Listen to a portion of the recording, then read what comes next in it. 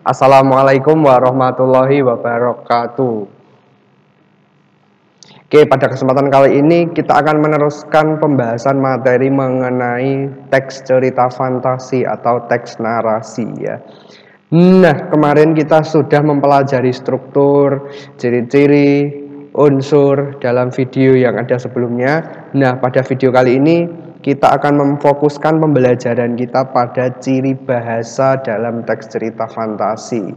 Nah, sebelum kita masuk ke materi, saya akan menjelaskan dulu apa itu ciri bahasa.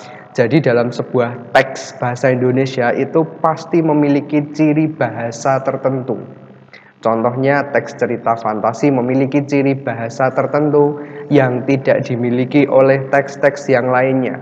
Begitu pula teks deskripsi, terus besok kamu akan ketemu dengan teks berita, terus akan ketemu teks cerpen, teks fabel, semua itu memiliki ciri bahasa yang hanya dimiliki oleh teks itu tok ya. Jadi teks yang lain nggak punya, nggak menggunakan bahasa itu. Nah, di dalam teks cerita fantasi apa saja toh ciri bahasa yang digunakan? Nah, yang pertama menggunakan kata ganti. Kemudian yang kedua menggunakan deskripsi latar, yang ketiga menggunakan kata kiasan, dan yang keempat menggunakan kalimat langsung. Keempat hal ini akan kita pelajari, akan kita bahas satu persatu di video berikutnya. Nah, yang pertama saya punya kata ganti. Di sini tertulis dengan warna putih kata ganti orang.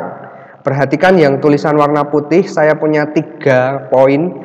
Kata ganti orang pertama, aku, saya, atau gue, atau bisa menggunakan kata-kata yang lainnya yang intinya menggantikan diri sendiri ya.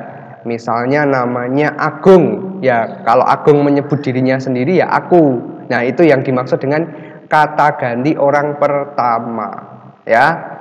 Kemudian ada kata ganti orang kedua yaitu kamu atau Anda. Jadi kalau kalian pas lagi ngajak ngobrol orang lain pasti manggilnya kamu atau Anda. Atau kalau dalam bahasa Jawa ada kowe, dalam bahasa Inggris ada you ya. Kemudian yang ketiga kata ganti orang ketiga atau dia ya. Oke, dia ya. Jadi dia ini sebagai orang ketiga yang tidak terlibat dalam percakapan gitu. Nah, di sini saya kasih anak panah warna putih, kemudian saya beri tulisan tunggal atau satu. Artinya apa? Artinya aku, kamu, dia ini hanya menggantikan satu orang ya, hanya menggantikan satu orang. Lah kalau menggantikan banyak orang pakai apa, Pak? Nah, saya punya 3 poin di bagian kedua.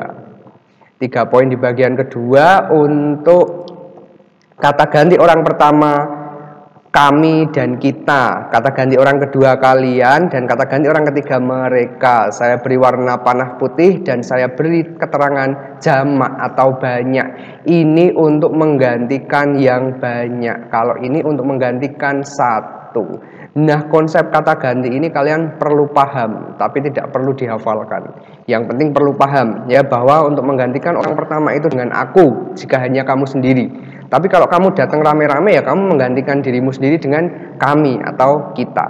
Gitu ya, untuk pemahaman kata ganti. Baik, kita lanjutkan pada topik kedua yakni deskripsi latar. Di sini saya tidak akan menjelaskan panjang lebar tentang deskripsi latar. Pada intinya, di dalam cerita, di dalam sebuah cerita fantasi ada latar tempat dan ada latar waktu. Kenapa saya katakan tidak perlu saya jelaskan secara rinci? Karena saya yakin kamu sudah tahu tempat itu yang seperti apa, waktu itu yang seperti apa di dalam sebuah cerita. Pada suatu hari di sebuah hutan, nah pada suatu hari itu waktu, di sebuah hutannya tempat. Itu untuk deskripsi latar. Nanti ada satu lagi di dalam sebuah teks cerita fantasi. Latarnya yakni latar suasana ya. Suasana itu misalnya suasananya menakutkan, suasananya menyenangkan, akhir ceritanya bahagia atau tidak ya, itu ada disebut sebagai suasana cerita atau latar suasana dalam cerita. Itu ya untuk poin kedua, deskripsi latar. Poin ketiga yakni menggunakan kata kiasan. Nah, saya beri keterangan di situ bahwa kata kiasan berarti bukan makna sebenarnya. Langsung saja saya beri contoh, panjang tangan. Panjang tangan kalau makna sebenarnya ya tangannya ukurannya panjang, ya kan? Tapi karena dia kiasan atau bukan makna sebenarnya tadi, nah, berarti maknanya mencuri. Itu yang disebut atau yang dimaksud dengan kata kiasan. Kalau yang kedua, jurus 1000 langkah. Apa ini ya, jurus 1000 langkah? Makna sebenarnya ya melangkah 1000 kali, ya kan? Tapi karena ini kata kiasan atau bukan makna sebenarnya, maka jawabannya lari dengan sangat cepat atau kabur, ya. Biasanya kalau kamu takut sesuatu kan pasti menggunakan jurus 1000 langkah alias langsung lari berterbirit-birit kabur. Nah, itu bukan makna sebenarnya. Yang ketiga, banting tulang. Ini bukan kamu makan ayam terus tulangnya pas selesai makan kamu banting. Bukan. Kalau itu nanti makna sebenarnya. Nah, karena di sini kata kiasan berarti banting tulang maknanya bekerja dengan keras. Ya, ini yang dimaksud dengan kata kiasan.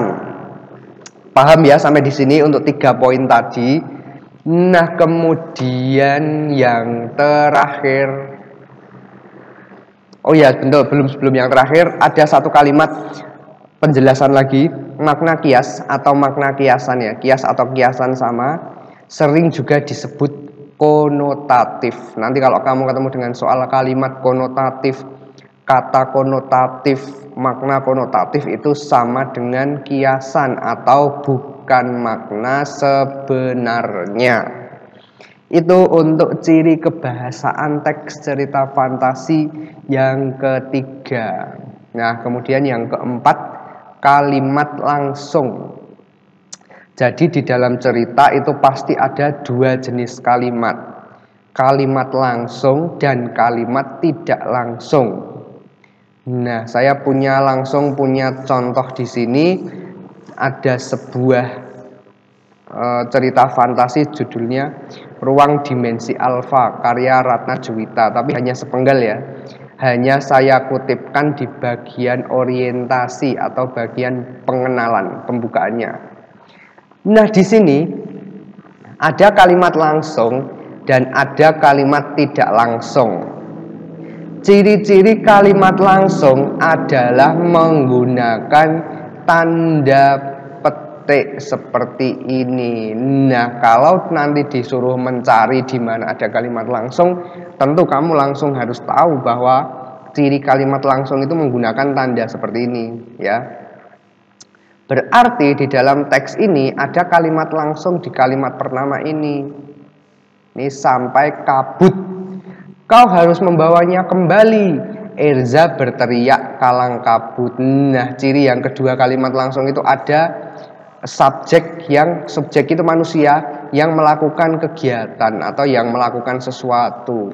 Ezra berteriak itu berarti subjek melakukan kegiatan atau melakukan teriak. Si Erza ini berteriak, ya. Itu yang dimaksud dengan kalimat langsung. Lah yang lainnya nggak ada, Pak. Nah, ini nggak ada. Aku gugup, bingung, nggak ada tanda petiknya, berarti ini bukan langsung. Nah, yang langsung lagi adalah kalimat yang ini, paragraf kedua ini ya. Ada tanda petik dan ada teriakku. Ini teriakku ini kalau dijabarkan nanti jadi aku yang berteriak gitu ya. Jadi jangan membatasi atau jangan berpedoman pada subjek dan predikat di sini. Kadang-kadang bisa aja begini, ya. Atau mungkin aku harus membawa dia kembali, pikirku, gitu bisa juga begitu. Berteriak.